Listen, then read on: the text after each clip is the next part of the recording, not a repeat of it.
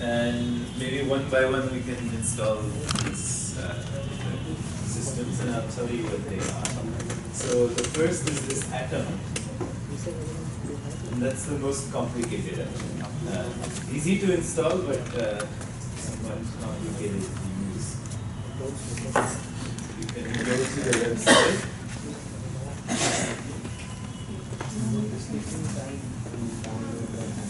Yeah, yeah. Half an hour.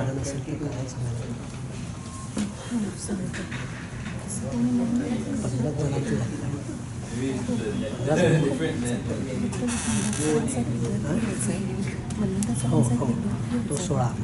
Yeah, you should be able. It should pop into the whichever.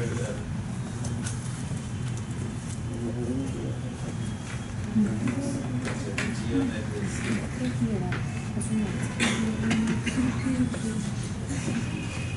Yeah, it's a bit large size.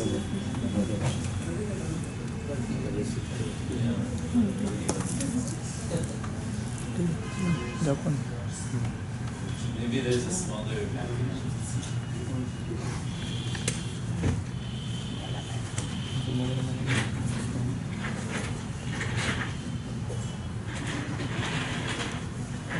I think the other thing we can, instead of that, maybe I can, that one's taking too long. You can keep downloading it, but we can just use a built-in text editor. So what Adam does is it's a special text editing software. The advantage of Adam, I'll show you what it looks like.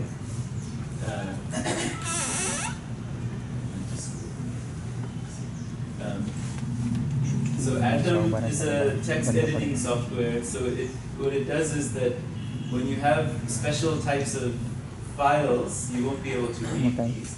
But these are the e-texts of the manuscripts. The main thing we have to do in properly encoding manuscripts is to provide tags. Today you're going to learn how to tag files. But the advantage of Atom and other software like Atom is that these tags, it automatically puts them in different colors and so on, so it's easier to see. It's what they call a hackable editor, so you can do all kinds of changes to the editor itself to help you type faster and to prevent mistakes and things like that. So we're working on creating some packages specifically for this editor so that you can avoid making easy mistakes of typing. It'll tell you, okay, this is a mistake. Those aren't finished yet, we're still playing around with those, but we've been using this software, Atom. So if it's taking too long, that's no problem. If you have some text editor basic, what's something that, does anyone use an editor? Just not Word, but some, like text edit is what we use on the Mac, but I don't know what it's called. Text editor, something like that. If you can find that on your PC, we'll just use that for now. The other editor you can try, if you search for Sublime Edit, that one might be loading faster. This will take a long time to load on the internet, but you can search for. Yeah. So that's we can't really use that one at the moment.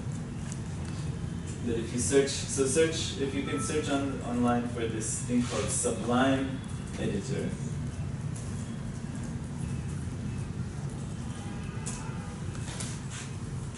Sublime Text. That one I think is smaller. It should be able to load faster. Yeah, it's 8.7 megabytes, so it should be a bit faster. The Atom is 100 and something megabytes. It'll take too long. So maybe you can try downloading Sublime. It works in a similar way, but it has less. Sublime Text Editor. Yeah, so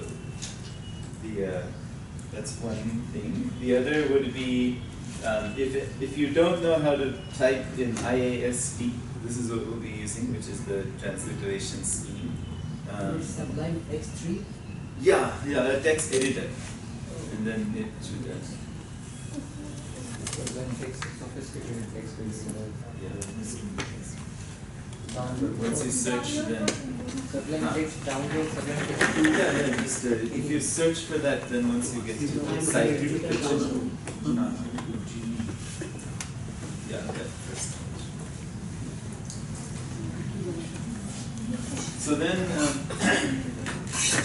yeah, I put a link in case you don't have you've never typed in using this transliteration scheme before. There's a Keyman software for called SIL Indic Roman. So if you click on that, it should take you to their website. This geodes.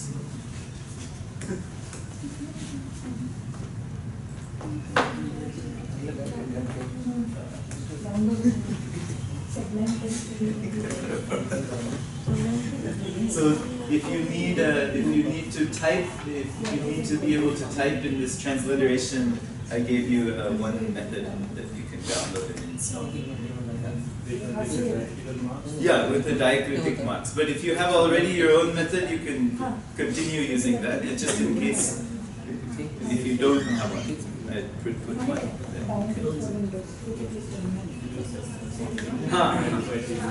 Yeah, whichever one you're already using and you already know how to use, please go ahead.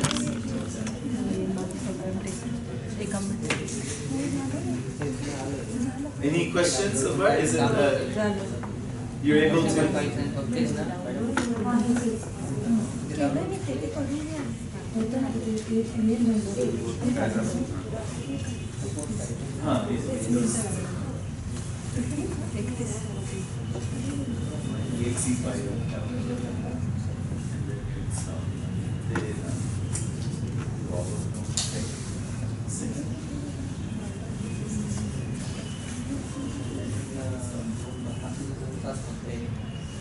What is portable version? We can download that smaller.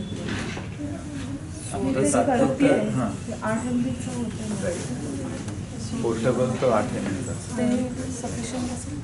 या आता पुरतं just तसं चालेल ते हे पण आहे text editor असतं ते पण वापरत आहे. आता तसं खूप सिम्पल पडतं काही याची गरज नाही. Okay. Yeah, so then you can go to I provided a link to our Google Drive. Yeah, you go into that.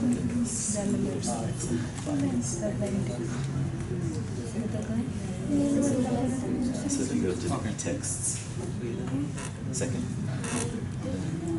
Sir, sublime text. Okay.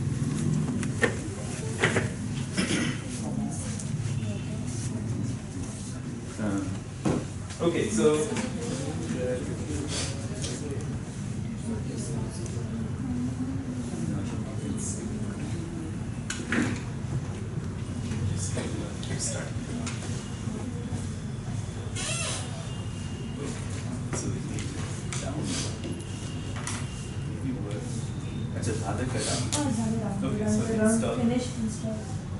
okay, so then you can open it. Not on the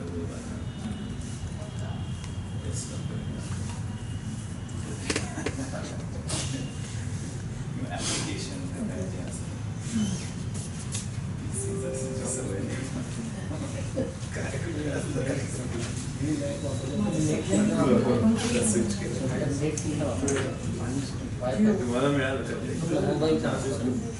It's okay, it's not important so much.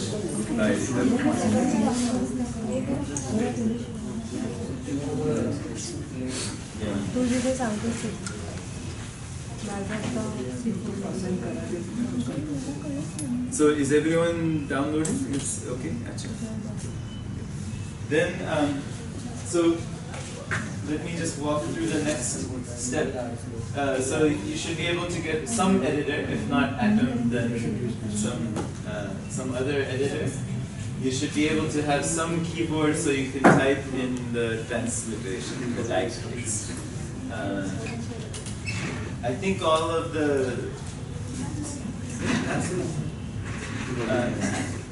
the PCs should have some font, Times Roman or some Helvetica or something that types in the diacritics. So that should be no problem. If there is a problem with that, I can point you to some font that has all of the diacritics, but I think it's now no longer an issue. So the next thing to download, which is actually not so important now, we'll do this more in the afternoon after lunch, is a program called PAUP Star. So that's the next link. If the net is a big problem right now, let's not download this, just check the website. This is actually probably too advanced of a program for us at the moment, because what this is a genetics software that is used to find evolutionary trees of species and so on. So it's a very powerful program.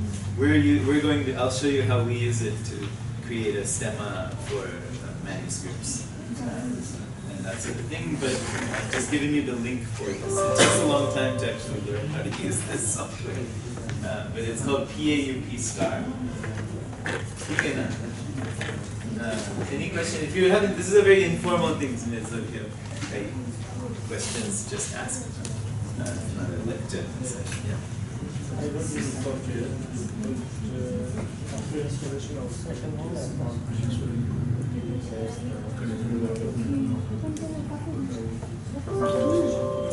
Okay.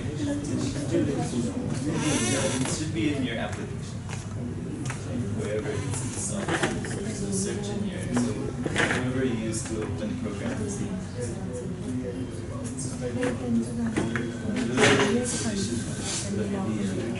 So if we go back into that.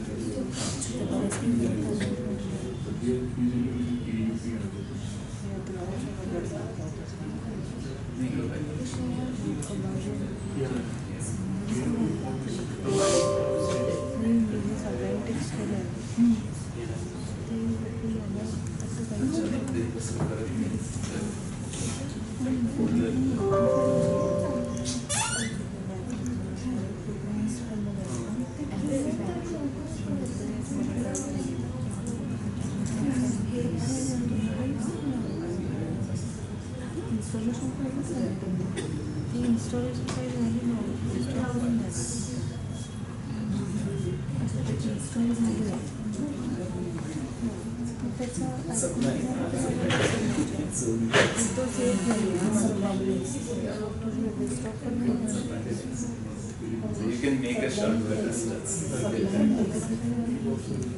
yeah. Okay. Yeah, you have to find the Sublime program itself in your C drive.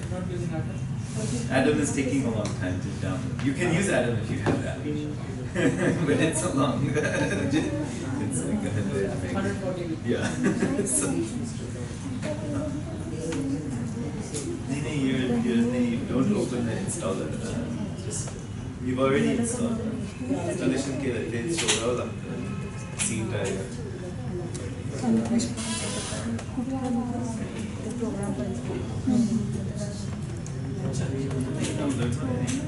C drive में applications.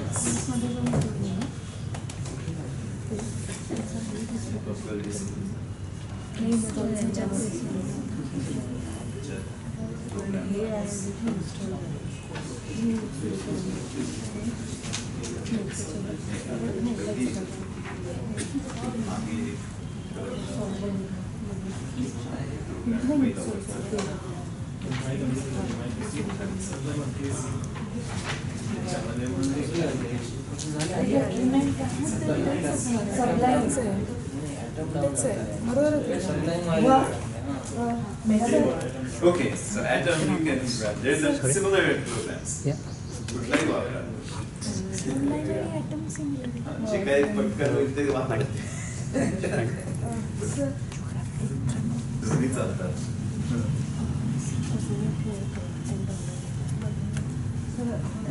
हां, आता करू step by step.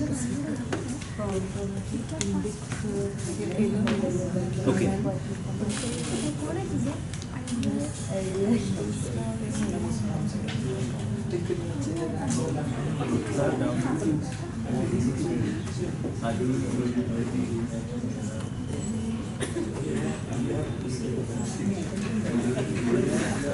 माहिती नाही मला install application. Text application.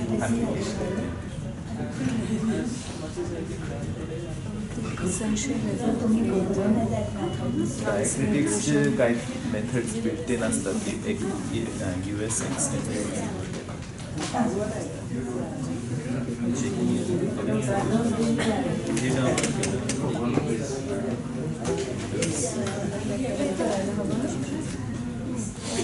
अच्छा नाही कुठलं नाव हां EXE file mug execute okay. So PAUP you can download if you want to. We will talk about it in the afternoon. Similarly, the next thing I've given you is called Splits Tree, which is another phylogenetic program. We'll also look at that in the afternoon more than now. And then so everyone should have some editor of some kind. Atom, Sublime, text editor that's built into your system. Everyone has one? And you're able to open it, the file.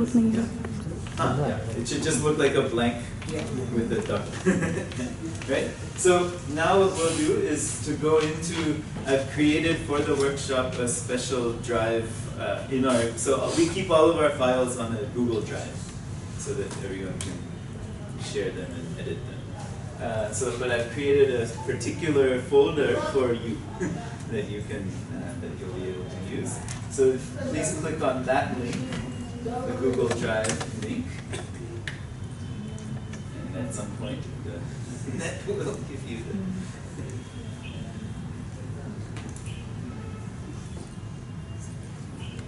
Have you ever used Genie as an editor? Is it good? I don't know. Yeah, I'm only using Atom because my student Tim said use Atom. So it's good. I like it. Genie is like a very generic version of Atom. Acha. Doesn't support as many programming languages and it's not very fancy as Okay. fancy as Yeah. plugins and stuff. Yeah, yeah. Genie is pretty useful. Pretty like it. Okay. Yeah. No, anything is fine. Acha. Yeah. Sorry, I'm late. Yeah, any editor is fine. It's just the. Yeah. Yes. Yeah, sure. So then you can wait. So okay, so has everyone been able to get onto this drive folder? Yes. Yeah? Okay, so now you're going to open one of your e-texts. So if you go, so you'll see that there are 3 folders and then some files that I've put in there. The folders, the first one is a folder with secondary scholarship, which I think only has 2 or 3. Yeah, it has this very important thesis for digital philology by a fellow named Salemans, that's called Building Stemmas with a Computer. It should be your Bible in some ways for the second part of Building Stemmas. And I should say that I'm also still learning some of these things. You know, we're sort of picking it up and learning on the fly. So I'm not an expert as such. I'm just showing you what we've kind of learned in the last 2 or 3 years. So the next folder you'll see is called the MSS PDFs. So this is our task for the morning. If you click on that, you'll see that there's a whole bunch of fragments of manuscripts from the Vedala project. So I've pulled out, I think, something like 15 or 16 different manuscripts. And you can click on them and you'll see, you should be able to see the, this may not work if you just click. You may have to download, the PDFs because I think I open one Asian. huh. Yeah, this one, ASM is from the Asiatic Society of Mumbai, courtesy of Vedic. Actually, he was able to get me the manuscript. But if you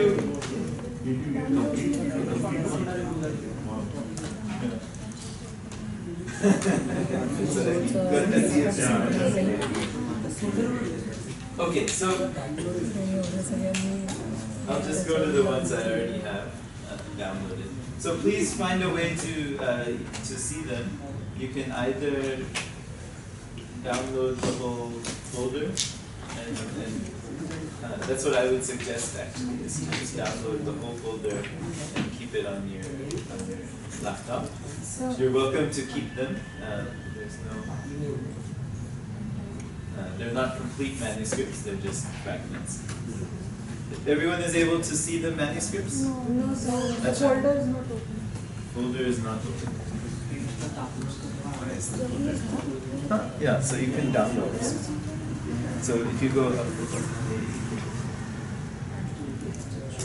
download, so it just pull it on the laptop. Majima, next okay, Santosh.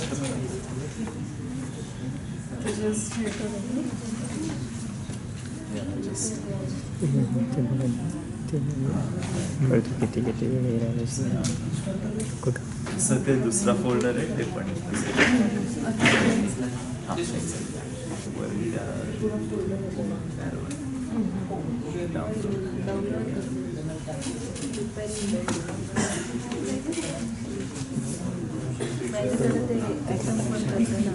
Yes.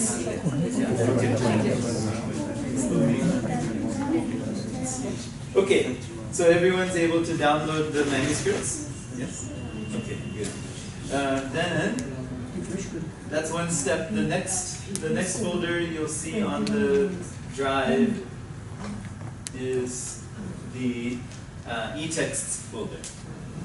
So please do the same thing with that, as you can download the e-text folder.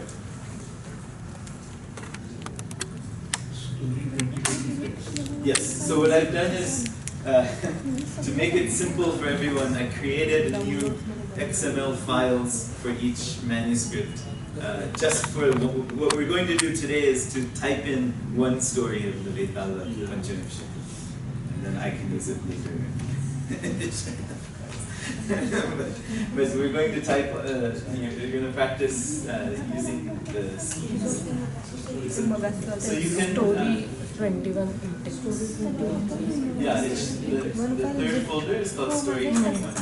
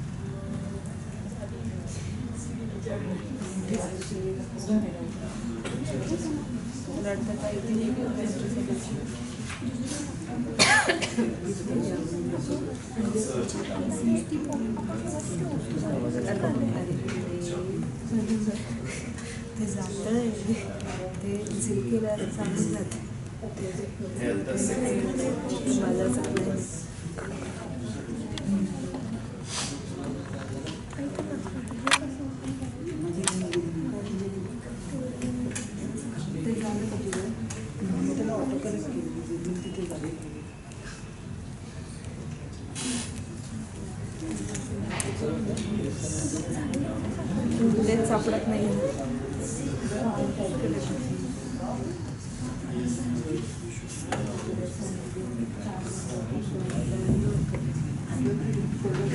काय shoot Yeah, so you can download, right? तेच कर सगळं पूर्णच करा. किंवा इथनं वरनं पण करता. एकदमच करा. So the eText folder should have 3 subfolders. You can download the whole eText folder all at once. Yeah, once you've done that, please let me know. Everyone's able to.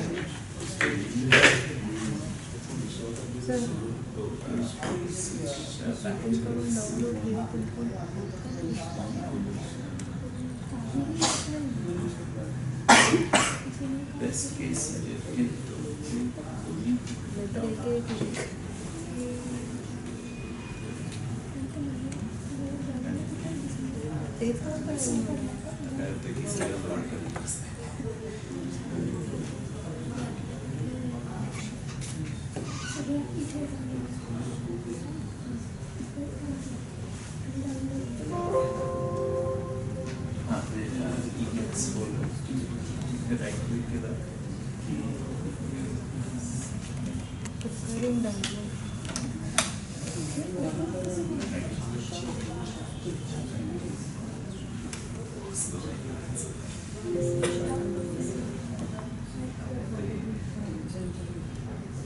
मला तुम्ही वाटते की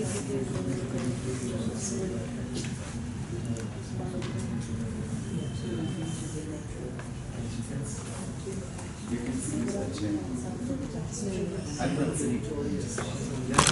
Just come on.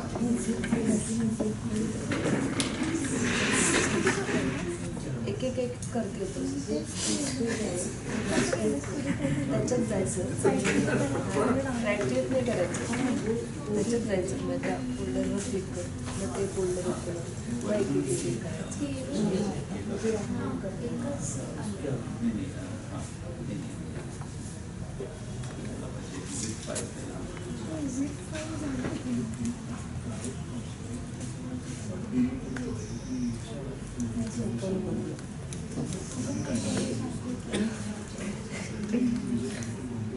ओके आता हे झाल्यानंतर पुढे होत नाही अगं झिप फाईलच व्हायला हवी पण ती येतच नाही हा प्रॉब्लेम थोडा वेळ लागेल.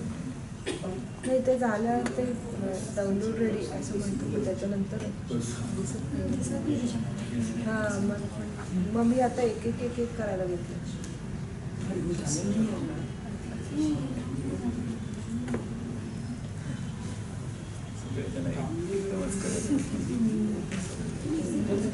व्हायला पाहिजे पण 4-5 कनेक्शन्स मी तर माझ्या मोबाईलवरनं करते तेव्हा त्याच्यामध्ये पैसे माझं हॉटस्पॉट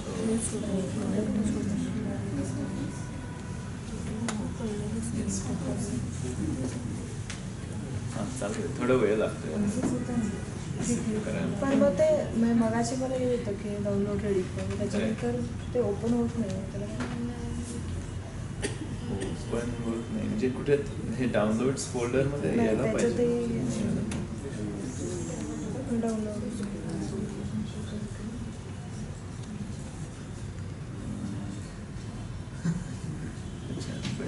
लेटेस्ट ह्या ती एक करताना ओके ते eText तर करून बघा ते लहान आहे जास्त कारण हे इतका वेळ लागतो म्हणजे काहीतरी प्रॉब्लेम. हे काय त्याला डबल क्लिक कर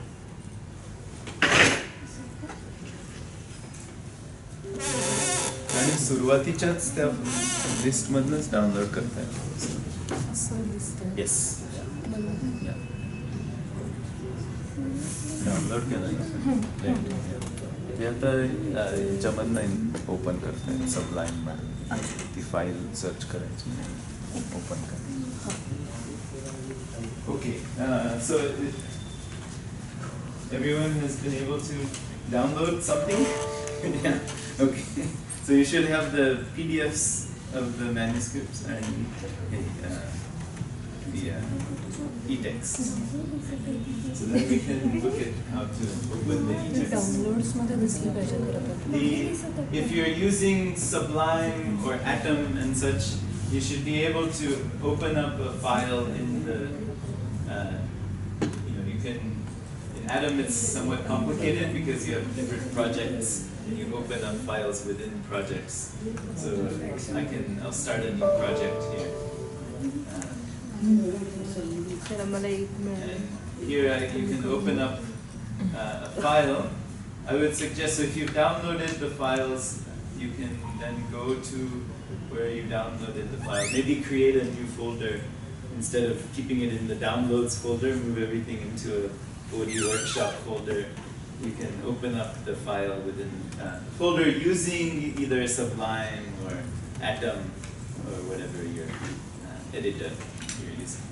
So if you can try to do that, why don't we open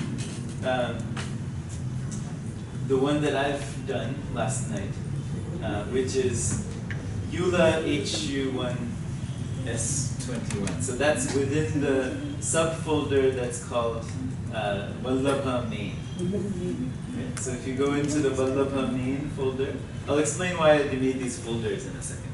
But if you go into that Vallabha main folder, you can open up EULA HU1 and it should look something like this, a whole bunch of headers, DEI, file, yeah?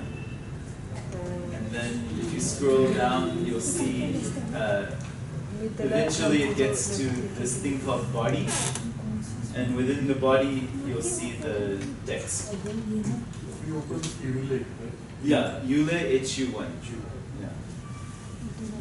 And you can also at the same time open the PDF of EULA HU1. So if you go into the MSS PDFs folder, you can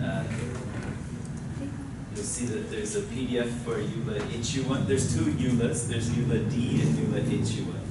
Make sure you open HU1. And on your laptop, you should be able to then, what I like to do is to keep one on top of the other. You can find your favorite method so that you can read. You can type on the top and read on the bottom. That's how I have it.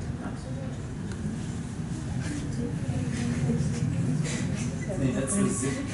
You're opening the zip. So I need the no. Expect.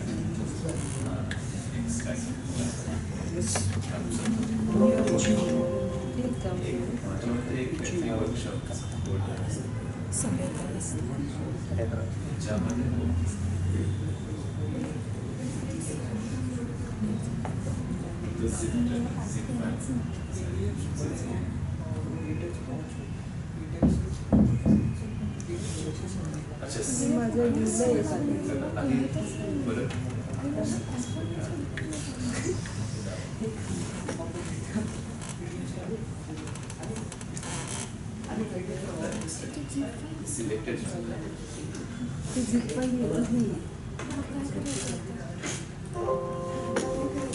आता एक download करायचं मी करते.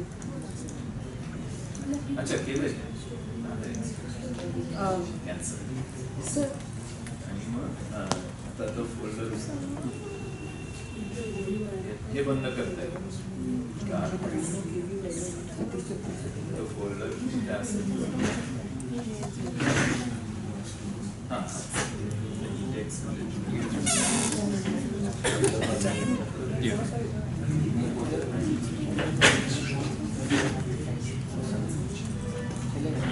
आता open त्याच्यामधून supply आहे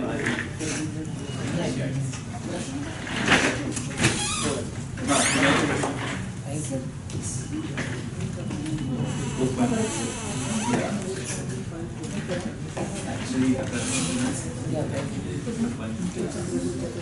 प्रोजेक्टच्या project just fine असं काहीतरी दिसतंय माझ्या बरोबर आहे बरोबर मी काय केलं ते सबलाईन रीडर ओपन केलं. हे कुठलं करायचं? काहीतरी हँग झालं. झिप फाईल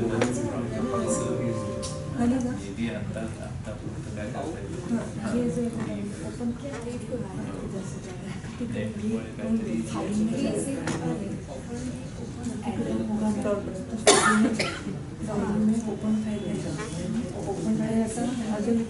पण आता ई टेक्स्ट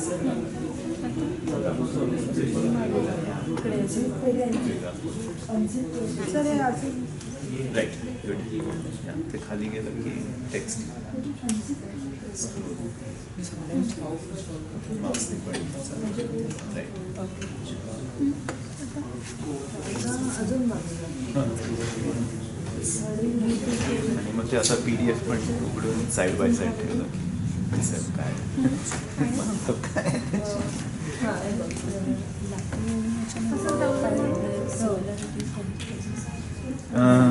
असतील नाटक पण शिकलो नाही तसं काही काही प्रिन्सिपल्स असतात डाउनलोड करून जास्त सहज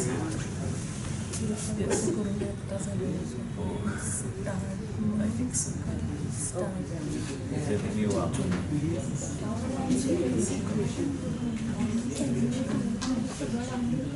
पण असं इसेन्शियल किंवा बिल्ट-इन पण कीबोर्ड असतो US एक्सटेंडेड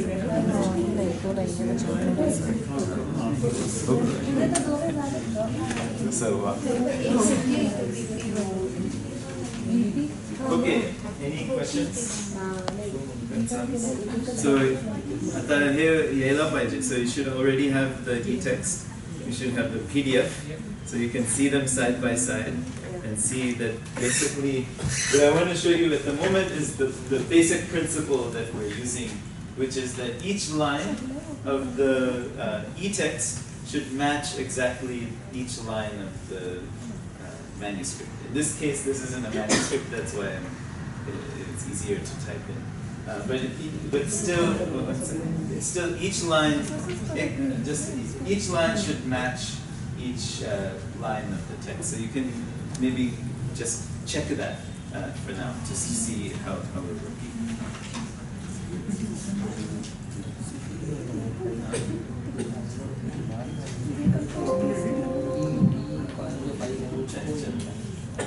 मी जे काही करते माझं अजून बरोबर आहे.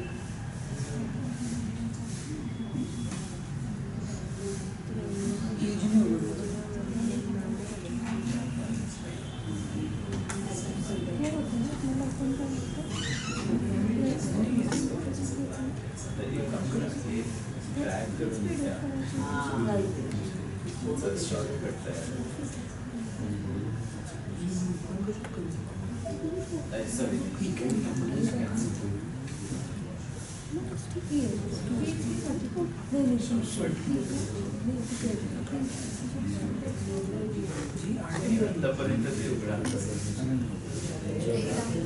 जस्ट उघडा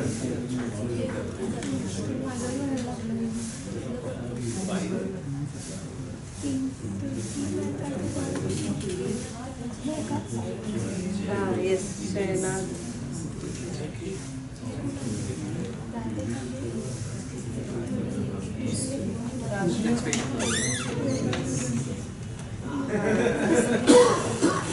Okay.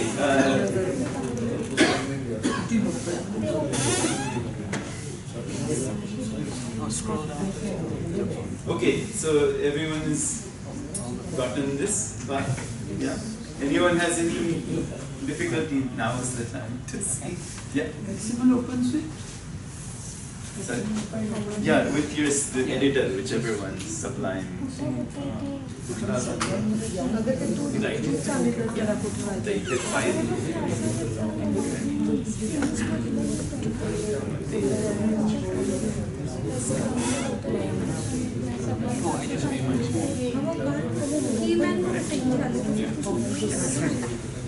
Oh, that's the side. So everyone should open the PDF and the I think that's what we need. e-text. So then you can look at it side by side.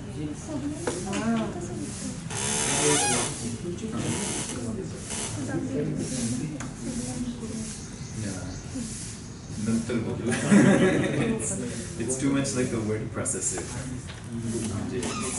So you can pick that out like the font or I don't like that. So I need to single out like part of the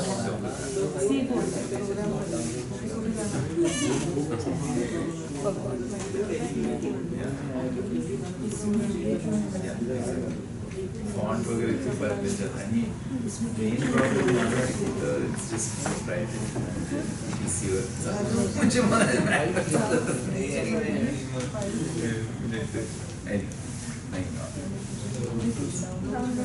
elegance पढ़ना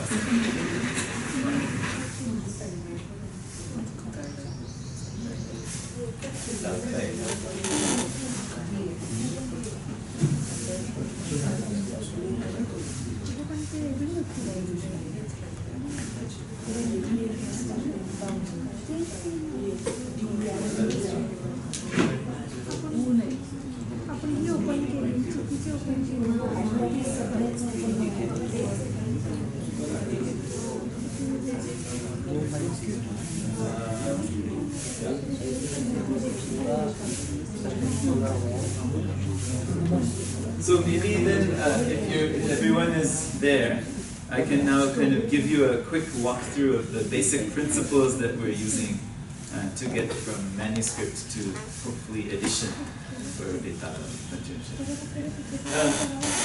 So there's three steps involved in a digital approach to editing a text. Right? They're the same steps as are involved in a non-digital approach from editing a text.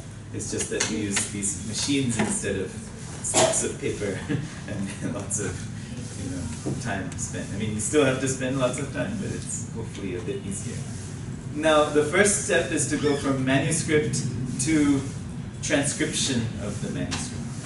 And that's what we're showing you in this part of the workshop. Second step then would be to go from the transcriptions of the manuscripts to a collation, right, which is a big table where all of the transcriptions are put together. Other programs do that from the start, like the CDE there. Right? There's no separate files for each manuscript. Everything is in one file. We have started with an approach saying that we will start with what's called a diplomatic transcription of each and every manuscript. So each manuscript you can read by itself in the website if you wanted to. So do you prepare the RTF files first and then type mixed text format? No, it's in this XML. Yeah, I'll show you the viewer here in a second. But it's in an XML file. So the first step we do is to take a manuscript. In this case, this is a published manuscript. This HU1 is a manuscript that this fellow Eula, who had done the critical edition, he had found this manuscript in Hala. That's why in Huch, this fellow named Huch at Hala had given it to him. So that's why he named it HU1. He gave him two manuscripts. One of them was from 15th century. And that's this one. Right, so this HU1, and now we don't know where it is actually. We're trying to find. Kluchka had gone there and couldn't find where the actual manuscript is. It's not in Hala. But interestingly, there's a Bhandarkar manuscript which is a very close relative to that one. Word for word, it's almost the same. So we have a, that's this, I've given it to you also, it's Bori 386. Hala manuscript, we just have the published version. Yeah, the actual manuscript lost. Yeah. It may be there, we have to find it. Germany. Yeah, East Germany. So that's the first step, is getting from a manuscript image of some kind to typing it in as a transcription. Then the next step would be then making a collation where each manuscript is compared with each other, right? And you create basically a giant spreadsheet with all of them.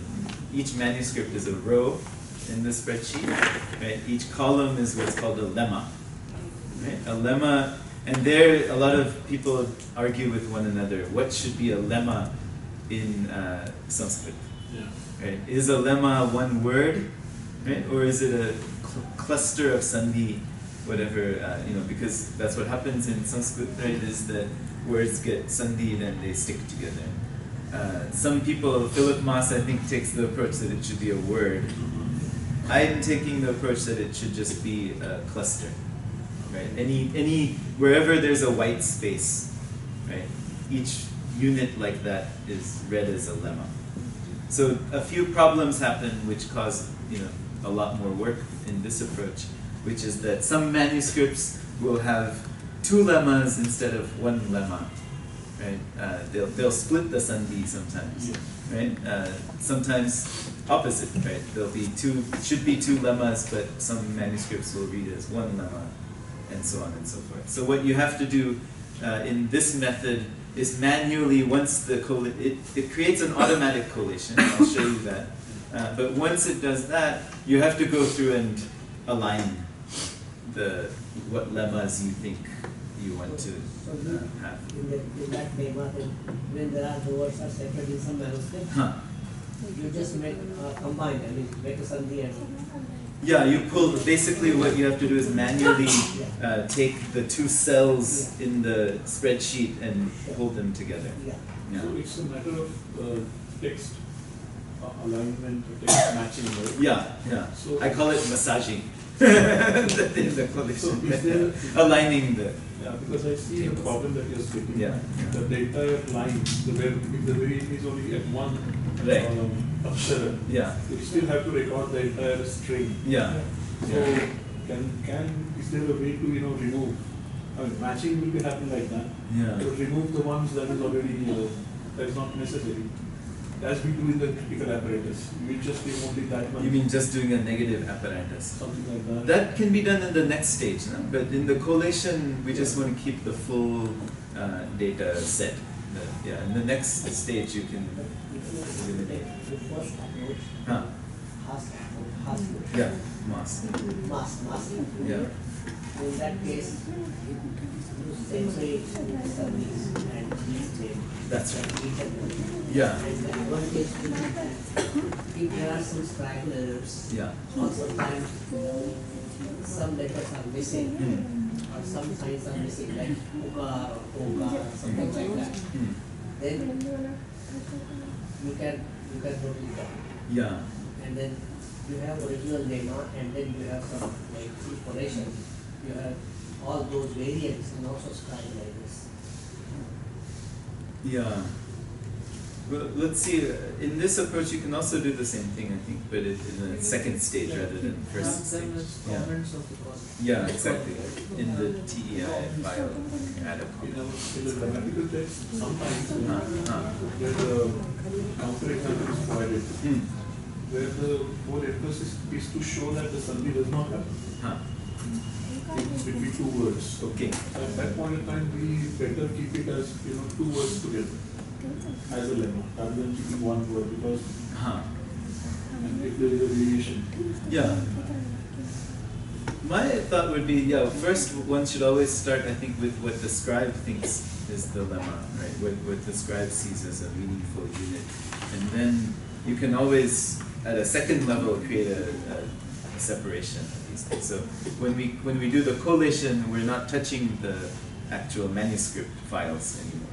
We're creating a second file that we're manipulating.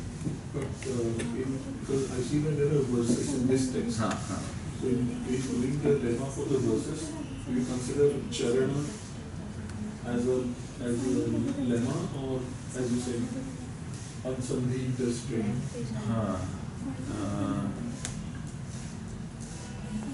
A, B, C, D, F, G, two, or the Padas mean these. no, apadas. Yeah, the padas. Yeah. Yeah. The padas, we're we're not counting. We're just treating the yeah. Half verse. Yeah, we can maybe talk about this later because there's this idea of using the meter recognition tools to create. No need to identify the meter. A verse will be divided into 4 charanas. Yeah. A, B, C, D. Yeah.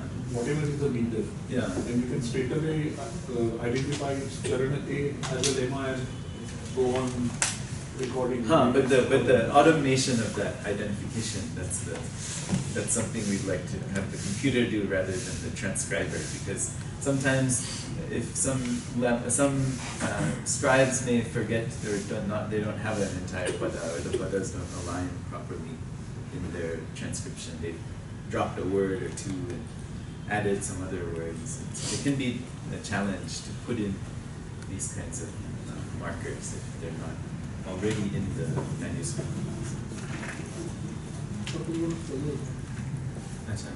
Okay. So the second step, like I said, was to get to a collation, a big table, and at that point, what we do is, what we're trying to do is to use.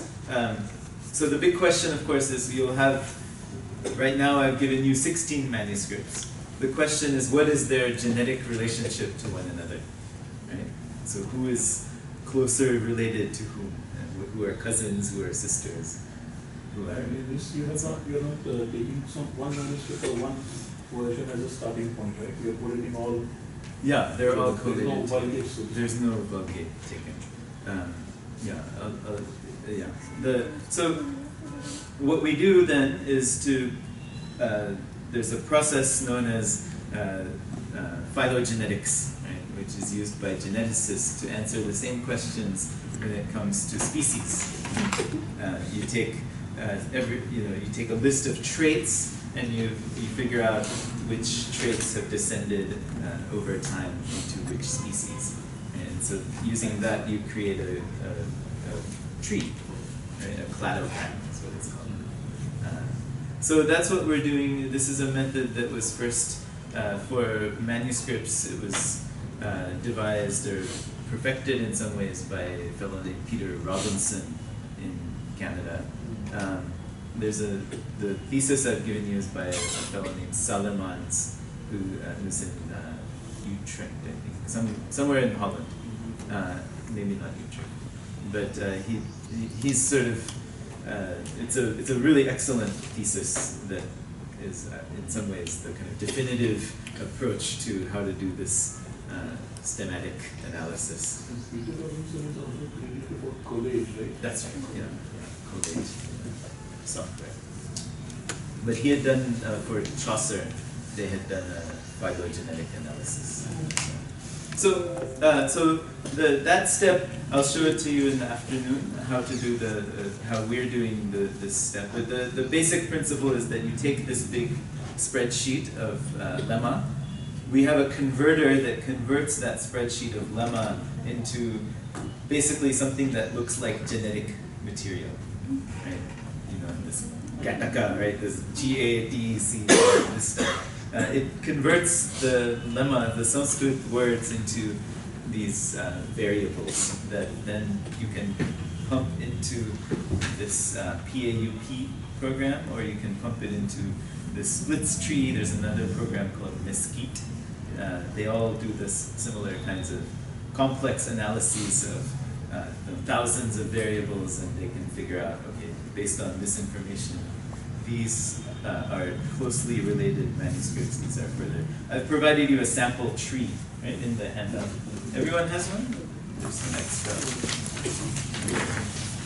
So on the bottom of the page 2, I've shown you. So the thing that's on the left is what's been generated by PAUP for our manuscripts. It's actually generated for, I think, 63 manuscripts is what we've typed in. Not the entirety of the manuscripts, just one core sample. So what I do is, to get this kind of genetic analysis, you don't need the entire text, right? You just need one sample of the same text from every manuscript, a core sample. So we did that with story number 17 because it was short. It depends. Yeah, it should be okay. Yeah, it should be. It depends on how contaminated your tradition is. So the thing that Philip Maas is working on, yoga bhashya, something, yoga text. It's very corrupt. Not the scribes are reading many different manuscripts and creating really new editions. So it's difficult to create a solid tree. Vetala texts, I don't think the scribe was looking at many different manuscripts. They just were doing it for fun, so they were copying what they had in front of them. They weren't trying to find, okay, this reading is not as good as this other one. There's a couple of manuscripts where there's this kind of gross reading, but in the most cases it seems like they're taking one manuscript and copying. So this is what it will give you, right? Kind of relationships. Now you'll notice that there's two things about this that you can notice. One, that these genetic software always just bifurcate manuscripts. So they only say that X is related to Y closely, and then X and Y are related to Z or Z or W and so on. But it's always binary. It's never clusters. You may not be interested in exact binary relationships, because what does that do? It creates many, many different intermediary nodes that you would have to account for when you're editing. So what I will be doing is to reduce that information into clusters. So if you'll see on the right side is a stemma that I've created based on the... This is manual. Just saying, okay, I know that ASM 1273, IO 496, BORI 470, they're closely related. I'll group those together and have a single node that they come from, and so on and so forth, right? So that's a sort of manual stage after the computer has given you this very helpful clustering of which ones are. Is this only one tree that the computer provided to you, or you had to trim a lot of information? No, these are trees that come out once you've given it what's called a nexus file. So once the collation has been made. So the trimming happens in the alignment stage, right? You make sure that your columns, everything in the columns of the spreadsheet is aligned. And once it's aligned, then... Only one tree? This is what's called a consensus tree. That's not true, because PAP provides more than 2,000 sometimes trees. Yeah, if it's providing 2,000 something trees, you need to get better information for it. Yeah, it should be something like 20 trees, 18 trees. And then what it does is you create a consensus tree, which it calculates based on these 18 different possibilities. This is the one that's the most frequent. Yeah. And also it is rooted. Yeah, this one's not rooted. No. It's just a midpoint. It just picked arbitrary. Yeah. Okay. So that's the second step, right? Is to create some kind of tree and some kind of collation. The third step then would be to go from that into some kind of edition. Right? So generally, right, philologists have done what? They've wanted to create a critical edition, right? Where, what is the idea of a critical edition? You have some reconstructed, close as possible to original archetype, right? That you're reconstructing based on this stemma that you've created, right? That's what makes a critical edition critical, is that you have a stemma and you say, okay, this is the original and this is how it's descended to its descendants. Yeah, to the exemplar existing ones. The critical edition is actually going to be very difficult for the Vetala, because I have a feeling, I didn't mention this in the talk, but I have a feeling that this Shivadasa told the stories more than once. So there's 3 or 4 different recensions, but they're just coming from Shivadasa. He's telling the same story. So you can't really reconstruct one single text. What you can do is to come up to, in the the map I have here, for example, you can come up to A and B. Right? So some clusters are much closer aligned than other clusters. And so that's the objective of the project, is to do a formal critical style reconstruction of, let's say, A in this case. And you can publish that as a book then. But the rest will remain as what I'm calling a dynamic edition. So you can reconstruct as far up as you can go until it becomes really hard to say which one is an original. But then you leave it in the kind of web space, and so you can click back and forth between these reconstructed nodes or the manuscripts that you've already typed in. And so the user, the reader, is able to then go wherever they want. Was also narrated the same story 3-4 times. That's my suspicion. And someone just copied it. Yeah, the Kayastha, for whom he was a Kayastha Vallabha, right? That's my theory. One of the versions is Kayastha Vallabha. But there exist also other versions. That's right, yeah. Where you have the same story but different words or something. Different wording of it. So each sentence is, you can see it's the same sentence, but it's a different way of saying the sentence. Just a longer expansion of the sentence. Instead of saying that we narrated the story in different manners, maybe people, the listeners, they copied down, they edited. That could also be the case, yeah. Because if he has narrated the story, I mean, if he had the same text, he may not drastically change that. That's right. Because it is his language. That's why I'm suspecting that this theory. The basic narrative, you have different versions because they have been reproduced by different listeners in their own way. Yeah, yeah. No, that's why, because the differences between A and B here and so on aren't drastically different actually. So that's what made me suspect that, yeah, maybe it's just the same author who's giving different versions of the same collection. Yeah. So I want to ask you the question that Sir has been asking. So what's the rule of the critical edition? Yeah. Are the printed editions giving you not a good text, for example, of giving not all account of the entire tradition? What is it?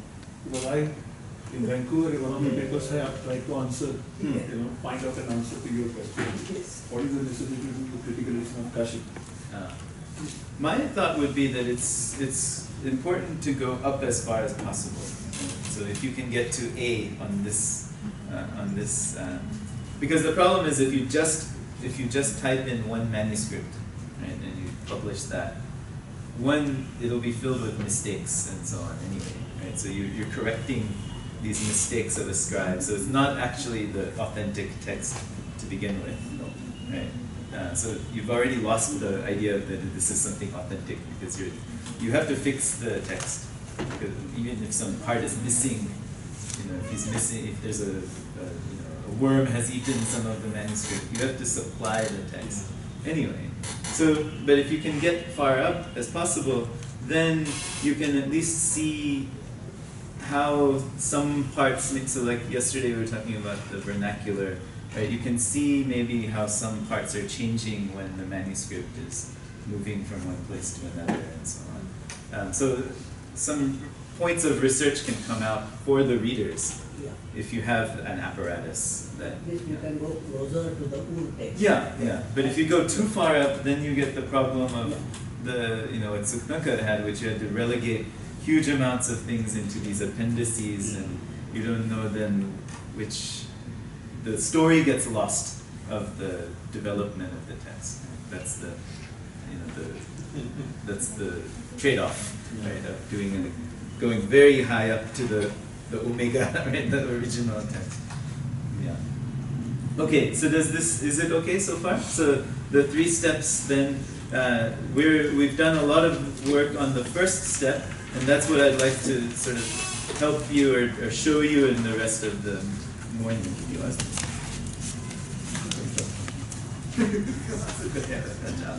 Okay.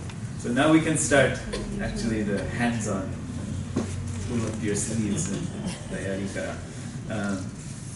I'll show you. So we can start with this HU1. So the way that this is what I've been doing for the last 2 months, right? I came in 1st December, and I've just been sitting in a bangla in Garve Nagar. Sakari type karat and jaha pito type karat. So pakar. That's my routine. So I've kind of in this last 2 months thought a lot about how one can speed up this encoding process as much as possible, right? Making it as efficient as possible. Because that's the whole point, I think, of having computers, is to speed things up. Rather than taking 10, 20 years to produce an edition, you can do it in one, let's say, 2. So the whole life of a scholar. Yeah. You have several manuscripts of such variations. Yeah. And people have been doing that. But Yeah, exactly. sitting on one text, like some Japanese scholars, they work on for 40 years or so. Yeah, or my senior scholar. Your senior scholars, yeah. That one is the Whole life. Yeah. So what we did, what I decided to do at the start of the project was, so I had 100 manuscripts or so, some of which I eliminated right away because either they turned out to be versions of Kshemendra, or they were versions of this Jambhadadatta, some other recensions that were not important to the project. So it narrowed down to about 60 to 80 manuscripts, depending on which story, because they were not all complete. No? Some are incomplete and so on. So I took a core of 63, I think, manuscripts that had story 17 and story 9. Those were the 2 core samples that we did. And then later we also did the opening, what I'm calling story 0, the Vikram and Betal, the opening of the whole story. And I typed in all of those for all of the manuscripts, just as they came, right? With no sense of, okay, this one is more closely related to this, and so on and so forth. It took a lot, it took 3 or 4 months to do. I mean, I was teaching, and this was the start of the project. And then we did this collation of the manuscripts and turning it into the phylogenetic software and so on. And then it gave us a tree. And what the tree does is gives you a sense of which manuscripts might be closer to each other. And that I'm using now as a strategy of how to type them in most efficiently. Right? So rather than just arbitrarily just taking one manuscript and typing in with a blank page in front of you, what I decided to do was to create these things I'm calling scratch files. So you take one manuscript, like I've typed in, this one I typed in from scratch, the HU1, not based on any pre-existing file. And then what I can do, I'll just show you this now. One question. Huh. Why didn't you take the printed text as a printed text as a complete? Well, this method has no idea of a Vulgate. I see. Each manuscript just sits in its own file. I mean, don't call it Vulgate. I mean, take one. I mean, type. Ultimately, that's what's happening. No? This is what I'm showing you, is that I'm starting with HU1. I'll type it in. I see. And then we're doing these things called scratch files, which will help when you're typing in the next manuscript, because you can just copy and paste all the previous tags and all of this business and go from that. So I'll just... Yeah, but is it a good idea to, just collate back and forth, not taking one as a starting point and just as you copy A on A collate. Let me just show you what I'm doing, then you can see if it's good or bad. I think it speeds up the typing process. That's the only reason for this. So what I can do is, that final link, by the way, that I've given you is a space that we've created, Tim's created for the project tools. No, I can't find it. Of course.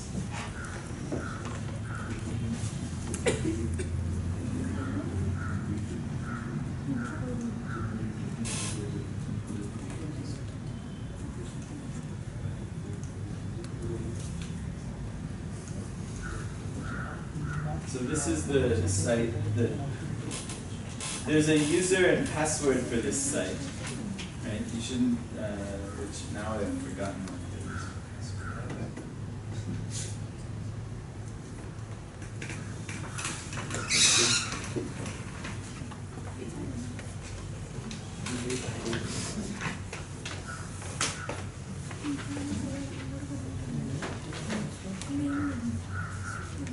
Okay, the user password for this site, username is UBC Sanskrit, right?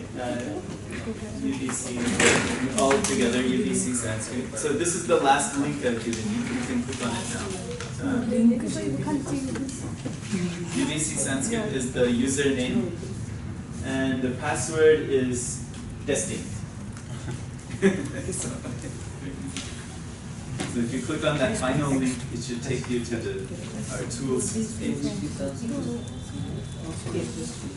Oh, please don't take photos of my laptop. Yeah. This is, yeah, maybe you can put yeah. This is my email. Just take photos of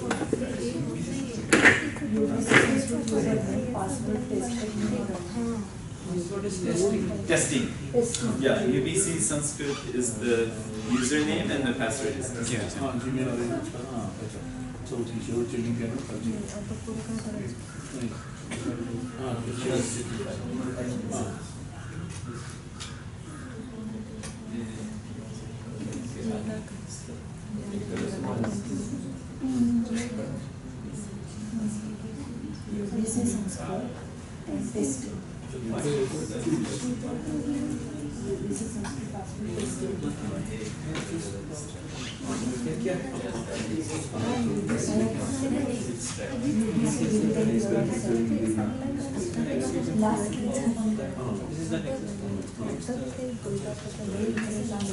Okay, so on this site, what we've done is, I'll show you a few things, but one tool that I have is that we've developed is this thing called a scratch file maker. Right? So what you can do is you take that, I can upload that XML file, right? If I go into the one I created last night, that was this EULA one, and then I select which story I want to turn into a scratch file. Right? In this case, you put in a hashtag and it's sh. I'm trying to get rid of the sh. sh21, s21. And then once you do that, what it? Oh, that's not good.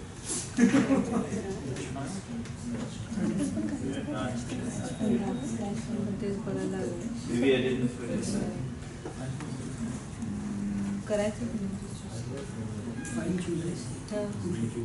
तेच करत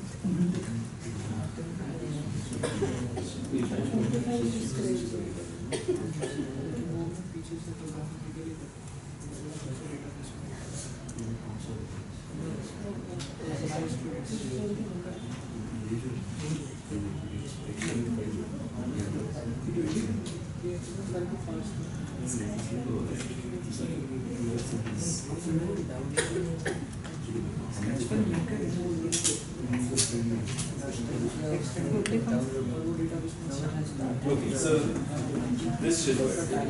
So what it does is it creates what I call a scratch file, which is it takes away all of the things you don't really need, like the header and this and that. And then what I do is take this and copy this whole thing.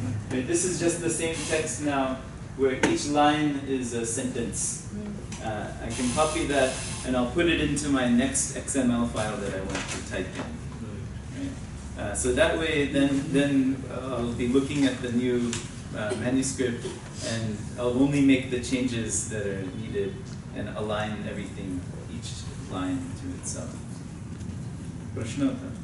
But what are there some divisions intrinsically inherently mentioned by the author of the slide within the one story. Not such division as such. Or Verse markers are there. Yeah, verse markers. So actually, that's a good point. I haven't even talked really about what XML principles are. Just a quick one.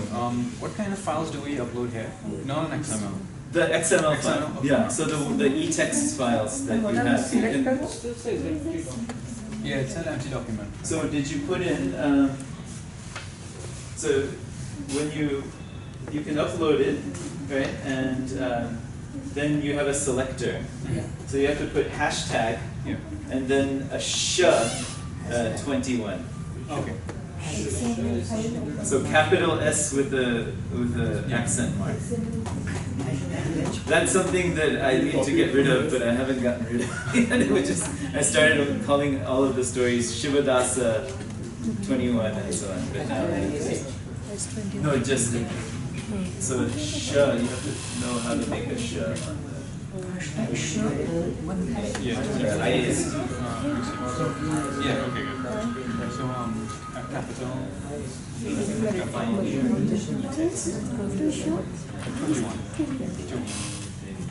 text and अरे यार हाँ का यार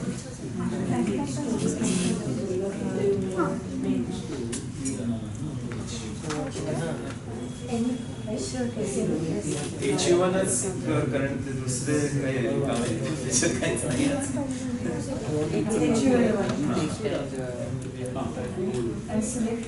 Hashtag and then capital sh.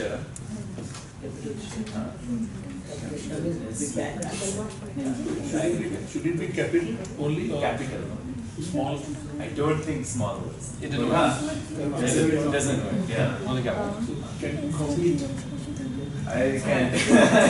But you have to figure out that's the first step. And then sh. Capital. Taking the web. Usually I do this.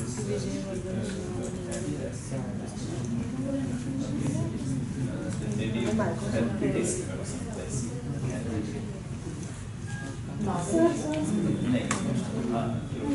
Roman, but sh is accent. Oh no. Capital काय करू? Upper case word में तो copy करून upper Oh, case yes. Yeah.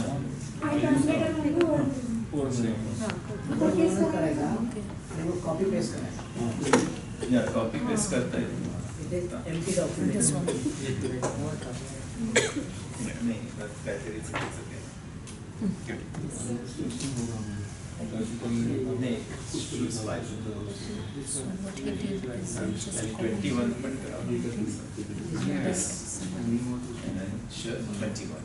It's the same function now, but without all these programming. So, okay. Anyone else? Kai answer? Problems?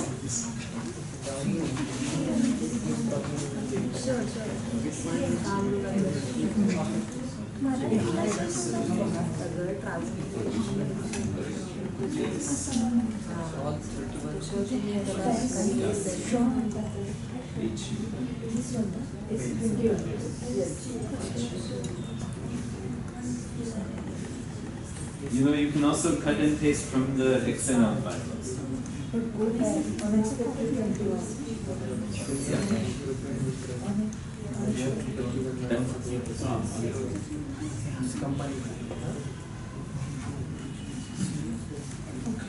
This is hashtag sure. So can you have Yeah, as fast as possible. Okay, so if you can open again the XML file, right? This the one for the HU1. Please open that up, and I'll just go through a very quick idea of what this TEI concept is, as fast as I can. So the principle is that there's this encoding called XML, right, in which these files are saved. XML is basically a big umbrella above HTML, which you might know, right? HTML is how web pages are encoded. XML says you can encode anything, not just a web page. Right? It's extensible markup language. And so the kind of the current working standard for encoding texts suggests that you should use XML standard. What that means is that it should just start with a little thing that says XML, and then it has these tags that we're using. Now, when you're working with texts, this idea of taking a text that's either printed or that's written by hand and then turning it into an e-text, there's a consortium of people who've tried to decide what's the best format for doing this, and this is called the Text Encoding Initiative, right? Or TEI. And these days, most of Sanskrit scholars in the world have accepted that we should make our e-texts into guy problem, right? Yeah, complete the sentence. So, so the TEI should, so whatever text that you're typing in, they ought to be TEI compliant, right? They don't have to follow every single rule of the TEI guidelines because they have many, many different rules. You can visit their website, tei.org, I think. You can also make new listings. Yeah, their idea is that whatever you want to turn into an e-text, you should have rules for it. Right? And it could be like a chitti, right? It could be an epic, right? Mahabharata. It could be a movie. Right? They also have guidelines of how to turn a movie into an e-text, right? A picture, anything, right? Sculpture, right? Whatever it is that you want to represent as an e-text, they make guidelines for it. So it's a massive set of rules, and they don't always agree with maybe what you think is the best way to encode something. So the idea is that you can use what you think is the best, but you want to try to make it as aligned with the TEI rules as possible. So you make it TEI compliant. That's the idea. So it doesn't violate the TEI rules, but maybe it has some additional rules that you've put on that aren't part of the TEI. Idea clearly, no? Okay. So one of the things that TEI has, it basically divides your text into two. There's a header and a body. Right? And everything is encapsulated inside this TEI tag. So XML, the way this file format works, if you look at the file, you can see, what does it start with? It starts with these things called tags, right? With the angled brackets. Right? Those are the most important thing in XML. It's the thing that I make the most mistakes with because I'll forget to close some tag, and the whole thing is a mess, and you have to find, okay, where did I mess up? Where did I miss the div tag or this? Yeah, because you can do an automatic check. So the tags are what separate this kind of encoding from just typing whatever you see on the manuscript. Right? Everything has to be inside some tag. There's nothing that sits outside of tags. Tags are of two kinds.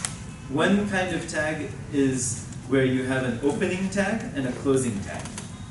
Right? So you can see what's an example of this on your manuscript on HU1. If you go down to, let's say,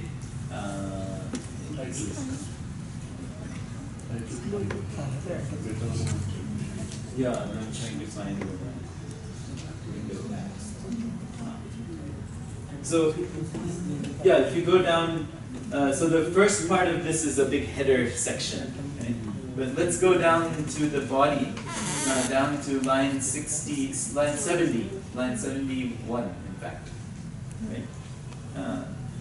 If you go down to where the body starts, you see that there's two different kinds of tags already there. One kind of tag is where there's an opening and a closing container, right? And everything inside is then tagged by that tag.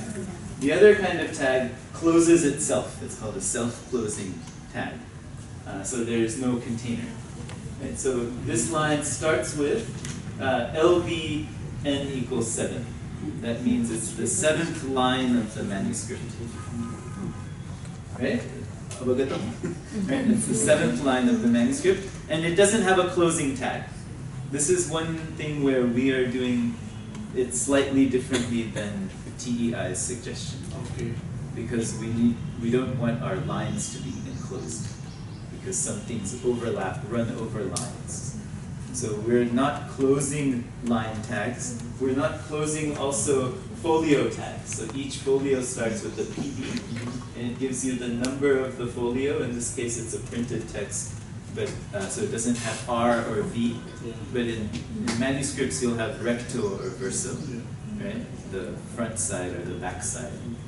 So each one will have, say, 15R or 15V. And then each one will also have a fax element, which is a facsimile, which means which page of the PDF is it. You may choose, and in fact, looking back on it, it would have been better for us not to have PDFs, but have folders with just individual images of each folio, because it's easier actually to work with. Because different programs can then just directly load in whichever image you want. So it's a better system actually to have just a folder with the name of the manuscript, and each image just has a unique name to it, a number. Is probably the best way to do it. And so that number is what you would put in this fax slot. So each folio opens with one of these self-enclosing tags identifying the folio. Each line of the folio has a tag giving the number of the line, right? And then what you see in line 7 is a verse, a shloka, right? This is the opening benedictive shloka of the story. Namas Chandra Vatsaya, and so on. Right? This verse gets a tag around it that's called a div tag. Div tags are the thing that you can overuse. You can put too many divs in your XML file, and then it becomes a big mess because you don't know which div is closing which div. So, There I had a question. You close the div tag. yeah. So a lot of hierarchy goes. Exactly. Yeah, it can be hard to manage, And but you do close. Parts, Yeah, but you have to close the div tags. That's the. sometime later, after the verses. That's right. So the thing that so this is what's known as a div tag. It creates a division in the text. It says that this thing inside of it is different from the other things in the text. And why is it different? Because it's a verse, and it can stand on its own. Other things are prose on its own. And then each div then will get a unique ID number. So this is the first shloka of the 21st story. So I've given it the ID number 21-1. Right? And inside is the actual text itself of the shloka. And you can check to make sure I didn't make any errors. If there are errors, tell me, because I typed it in very late. Because I have a query. It's a Chandra Vatosaya. So you separate. I think in the manuscript there should be a sandhi. That's right. Yeah. And then you have Chandra Bhaskaram Acharam, something like Chandra Bhaskaram. Maybe it should be separated. Separate. Yeah. What is Acharam is a different question. But at least Then there is a Machara is also a sentence. Machara is also a shabda.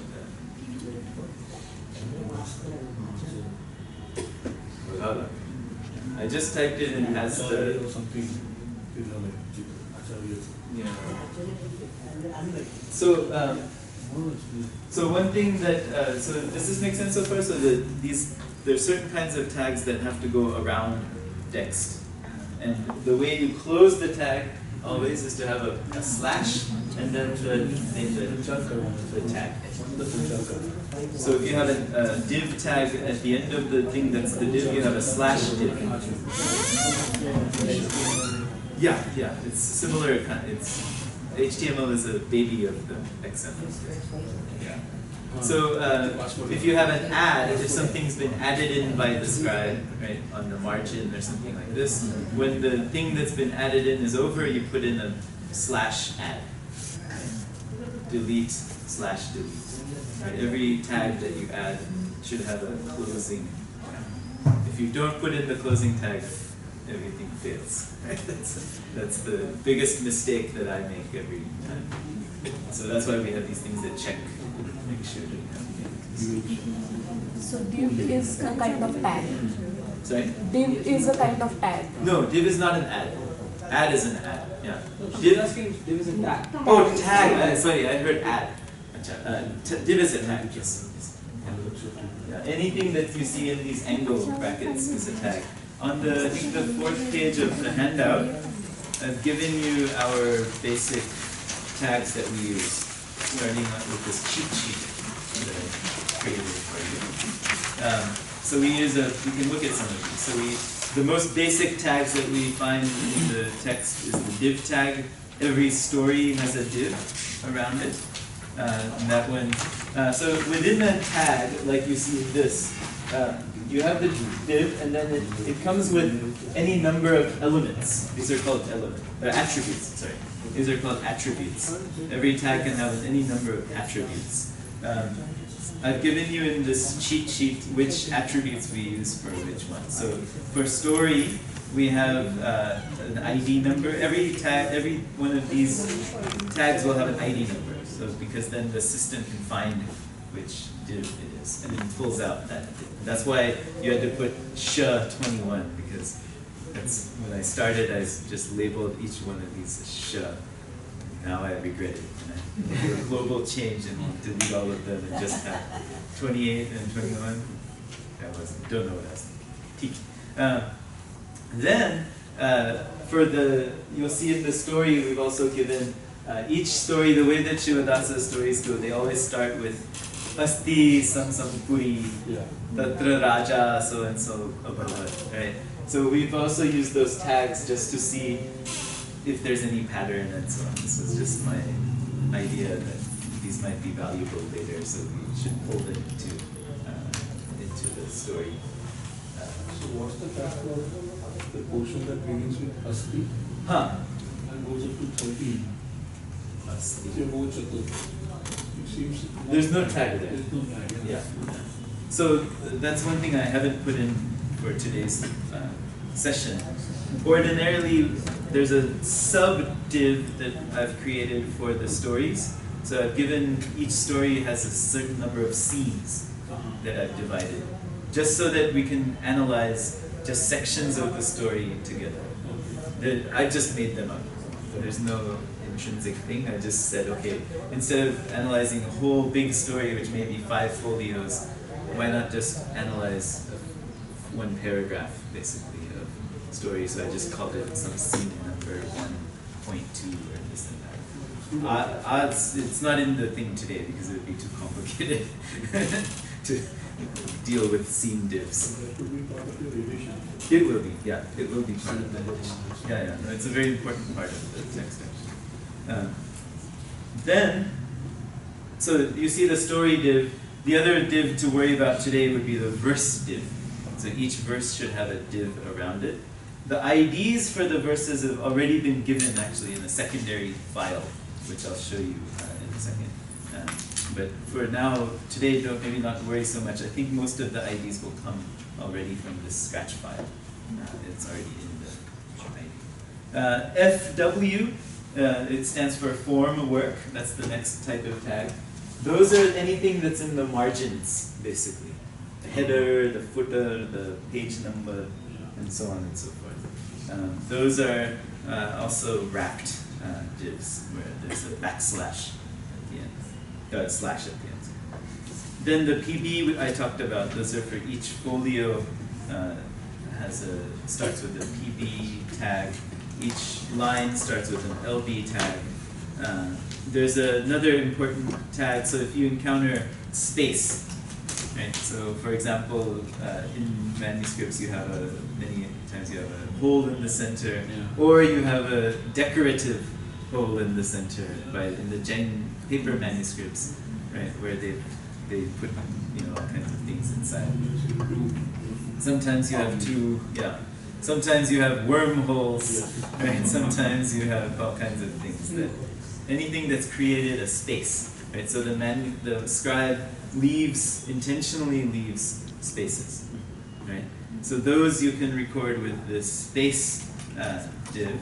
It's a typo here. I should put a slash at the end. It's a self-containing div. There's no slash space because nothing is in the space. It's empty.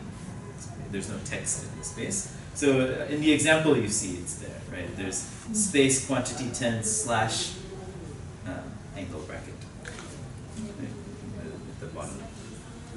I just forgot to put it in the description at the top. You may want to make a note of that. That there should be, it's a self-closing tag. Questions so far? So what does number 10 denotes here? 10 is 10 aksharas. So you can just count. 10 aksharas, okay. Yeah, 10 akshara spaces. You can approximate. And if the matter has been erased or something like That's that? a different situation. This is only if there's a blank space. Yeah. But this is also very important. Yeah. If you have to reconstruct. That's right. There's a different type of tag when it's a damage. That's it. This is only when it's a blank space that's intentionally left by scribe because of whatever reason. Okay, hold on. Yeah.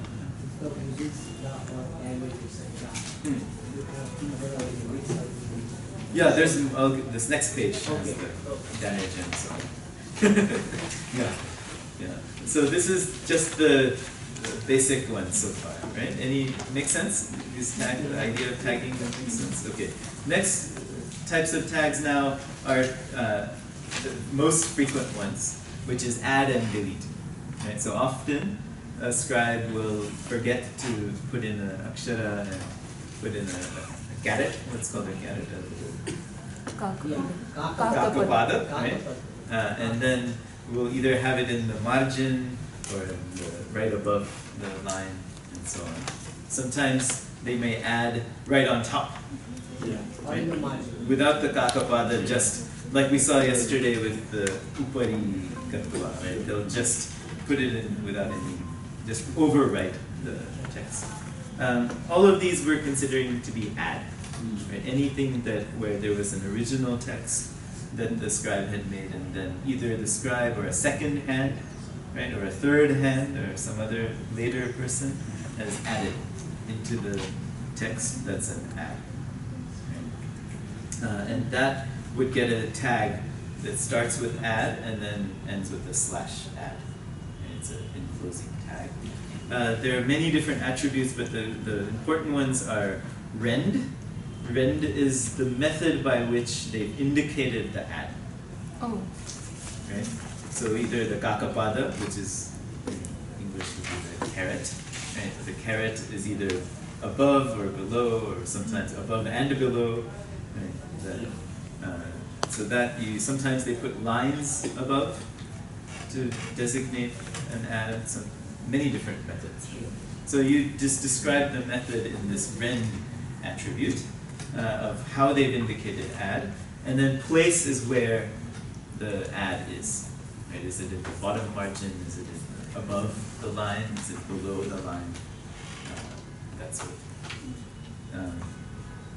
These are optional, right? You don't have to, because if there's no rend, for example, you wouldn't. If they just put in a g above the line, you would just put add place above g, because they haven't given an indicator. Okay? Then delete. Huh. Render. Render, just So how has it been shown that they've added? Same thing applies to delete, right? DEL is the tag for delete, del. And that one, generally speaking, you only get rend because there's no place. It has to be where it's deleted. Right? You don't delete somewhere else on the page. You delete it there. So the rend of the delete can be something. There's many different ways in which scribes show deletion. Right? Sometimes they delete by just overwriting, right? Like we had with the duh got turned into a l. That's an overwrite. So I would write del rend equals overwrite duh, and then add l. Right? That would not have attributes. It's right where it's happened. Sometimes you'll see an overstrike. You would have the lines above the thing that's being deleted. Sometimes you might have strike through. Right? Sometimes you might have. Sometimes the gakapada is used to indicate deletion. Whatever he's using, you just describe the method in the red for deletion. Okay? Yeah. Will you please explain it with this example? Means ksha is overwritten. Overstrike. Overstrike. Overstrike means the lines above. Okay. So sometimes they have the two lines that are used to strike. But the matter on top. which he wants to delete is ksha. That's right. And me is placed, or we should take me there. Me is already in the text. Me is already in this They text. just deleted the ksha. Ah, So okay. these two tags are following the addition or deletion.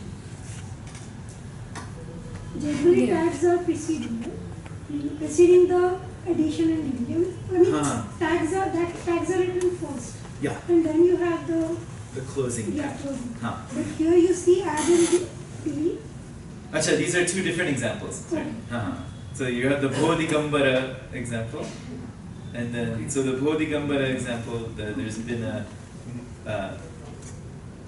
Mahara instead of the original text. It was just Nam, right? And then he added Mahara in the bottom margin using a get. Yeah. Yeah. And then the second example, this may be not a real example, I don't know. Ahura mantram sadhayi, then ksha has been deleted and nothing has been added.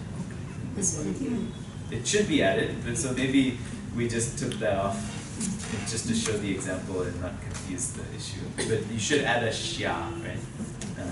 Yeah. Sadhayi shya. Ksha is deleted. So, Ksha has been deleted. but it's not. Nothing has been added. Yeah. Yeah, it seems in this example, nothing has been added. Right? So it may not be a real example, just so that, just to show a deletion. Right? So this kind of deletion is different than the omission, right? This is a physical Physical deletion deletion. of something that was in the text. Now, the thing that I didn't mention here is that if it's not done by the original scribe, if you think it's been done by someone else later, you should put in hand equals second. And then in the header, you have to define the second hand is, the first hand is. That's a different process. There's no, at times there's no definitive Yeah. Can we go through this and then great? Yeah. Just then we can just start typing it. Sorry. I was saying that we never have a definite No, never can be definite. So You have to make some claim. assumptions that we'll all maybe just put everything in the second if you think that it's like maybe Yes. something. Yeah. Sure. Okay. So then let's just go through some of these and then we can take a quick break. One is one complication is this idea of when you do have add and delete next to each other. We're doing all of this in this romanized form, but we're also, I'll show you here in a second, we can view it in many different scripts, actually. The viewer that we have, you can look at it in Devanagari, you can look at it in Malayalam, in Telugu, Gujarati if you want. We haven't done that one yet, but any script, it can convert it into that script. And so the problem is that if you have add and delete of part of a cluster, a consonant cluster, right? Or if you have add delete of vowels, in Devanagari it causes problems, right? Because the rendering needs, the vowels have to stick to the akshara, right? And so the way that you solve that problem is what's this called a substitution tag, a subst. So if you have a deletion and an add, you put a subst around the whole thing, including the akshara. So you can see here in the example, what's happened is you have api badhamana, but it had been written as api badhamana. Right? And the scribe has taken the a and deleted it and added an right? In other words, he didn't do anything, he just deleted the a, because that automatically adds an Right? Now, all the scribe did is just to put a line through the a. But for us to transcribe it, we have to do this massive process. This takes a long time, actually. So whenever I see a scribe who's fixing his text, I get angry. It means I have lots of code that I have to do. I'm like, it's better if you just leave the mistake because we can solve it later. But so then the subst has to go in front of the entire akshara, right? So the dha has to be inside of the subst. So then when the system is rendering it, it knows that this now has to be attached to the dha. Otherwise, what would happen is that you would have dha with a virama and then a separate when it's turning it into Devanagari. And that is wrong. So the subst is that. Sometimes then the subst is also used for when you have dyslexic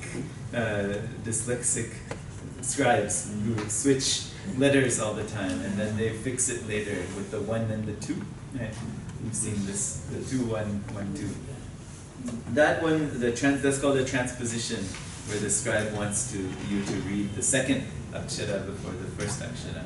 And that's done in the same way, where you put the way that the mistaken version in the del tag, you put the hypothetically corrected version in an add tag, and you put all of that inside of the subst.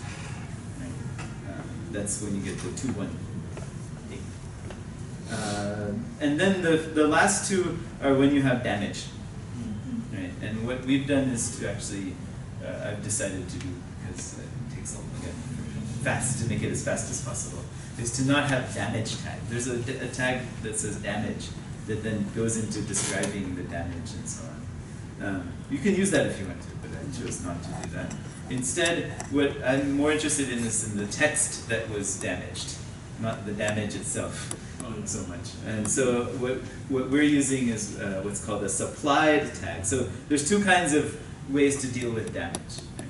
Actually, 3 types of ways to deal with damage.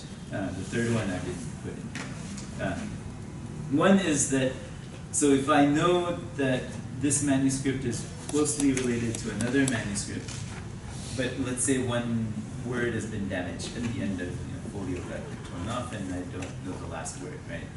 Gruham, what is it? Something, right? So I look at its sister manuscript, and in that one, I have the reading Gruham Gatwa. So then I can put Gatwa inside of a supplied tag. Right? Supplied is when I supply the reading. Right? And then I can give the reason. Why did I supply the reading? Torn manuscript. Right? Source is where I'm getting the other one from. So I can say Bori 793. Something like that. That's the source. Otherwise, you can just write the number of letters, counting the shape of the manuscript and line letters in a that would be the method number 3. So method number 2 then is the next tag I've given you, which let's say I don't know a definitive reading from another manuscript, but I can still kind of read some of the text. I can see a little bit of the ga is still there. I can you can make out some of the and so on. Then you always have some contextual hints. Yeah, yeah. So then, in that situation, you can wrap around your gatwa, you wrap unclear tag, meaning that there's a doubt about this reading. And then you give the reason torn manuscript. So it just lets the system and the reader know that it's legible but not entirely legible. If it's not legible, you put in the supply because you're supplying it. If it's unclear, you put in that. If you have a conjecture, Then supply it. Yeah. If you're conjecturing, it would be you supplied the. Doing so right now you're taking it of this tree that you have. Yes. Yeah. You don't have to. You can purely conjecture based on just your own sense of Shivadasa.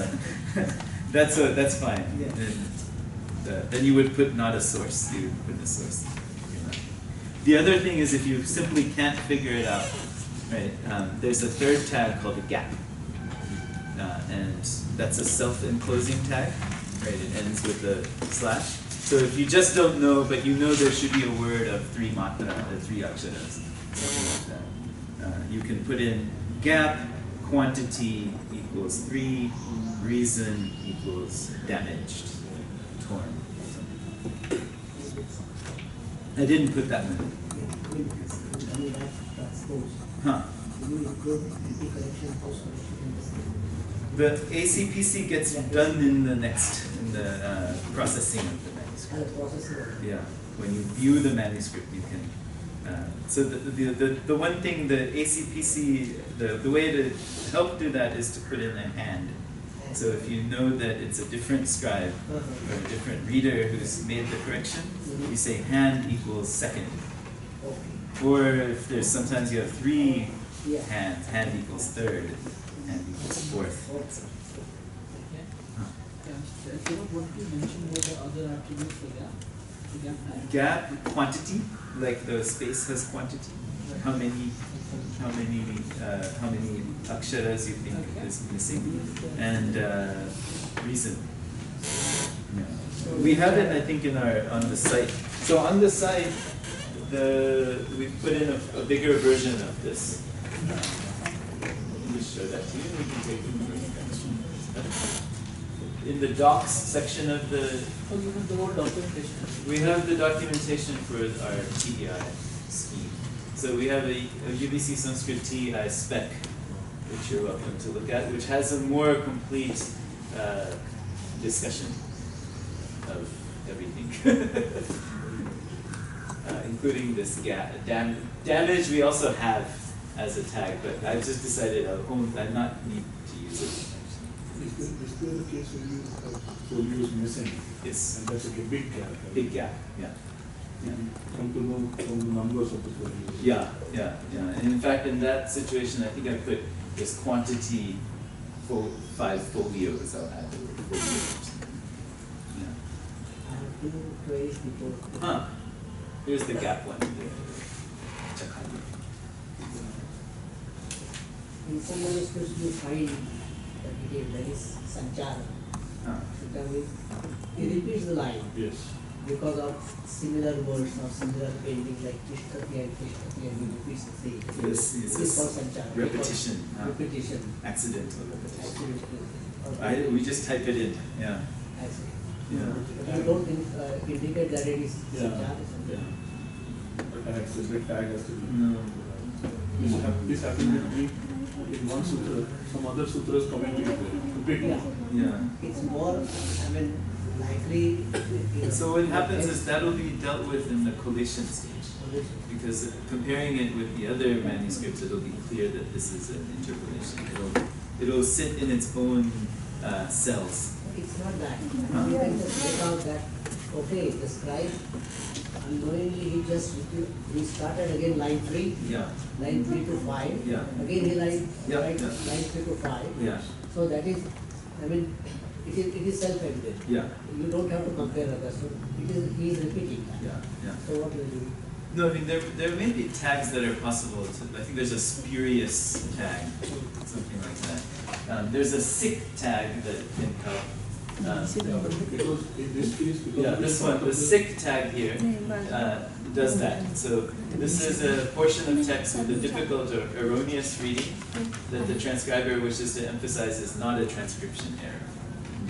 It's not my error that the same line is there twice. So the second line you would just put sick around it.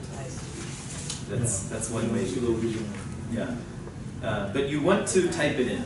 You want to type in exactly the way the manuscript is. So it has to be entered in. But if you want to show that it's spurious, right, then you put in sick. In the text, like Pali text, Buddhist Sanskrit text, you have the same sentences. Tatra gatva, yatra yena bhagavan tena gatva, and something like that. Again, yena gana bhagavan tena gatva. So and the scribe doesn't know, or maybe sometimes he just starts from the beginning. Yeah. Because it is the same sentence pattern. Yeah. So then, I've had a few of those. So you just you have to You have to copy it. Yeah, you have to copy it, but then you can put a sick tag around the part that you want to. Because there is no actually basic deviation from the text or the manuscript, but the scribe has made it twice. Yeah. So I have one manuscript where the scribe somehow, it seems like he started. He was in one story and then he started writing things from 5 folios before for maybe 2 or 3 lines, and then he realized his mistake and switched back to the story. But you have this big portion of text that doesn't belong there. So I think I just put a SIC around that section, and then with some attribute explaining what's the reason. In some cases, the manuscript, particular manuscript has like a mixture of numbering, like 43B, and then you should have 44A, and you have 35A, something like that. So it's a mixing of the. No, that is okay. You can indicate that because the way we're doing numbering, there's an absolute number of which the folio is, but the page num tag here is what gives you what he's written as the tag. So that can be different than the absolute folio number. Okay, so we take a break, and then after that get ready to type because we'll do an hour or so, just 10 minutes.